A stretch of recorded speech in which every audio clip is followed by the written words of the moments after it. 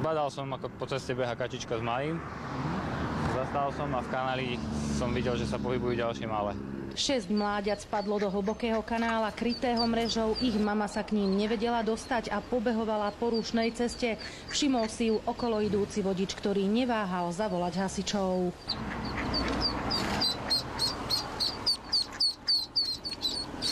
Za mamičkou. Moje, aké si rýchle. Zlaté to je.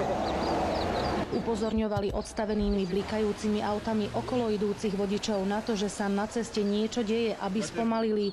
Ďalšie mláďa uviazlo na druhej strane cesty. Hasiči liezli do kanála popri autách, ktoré cestou prechádzali. V premávke si tak museli dávať pozor aj sami na seba.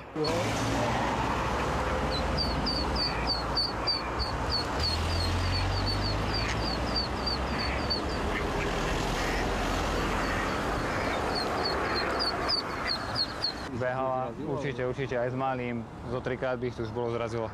Kačacia rodina prešla z Hrona cez 2 dvojprúdovky plné aut. Hasiči ich naložili do vaku a odviezli späť k vode. Všetky sa bezpečne vrátili tam, odkiaľ sa vybrali na výlet. Oni pôjdu za ňou.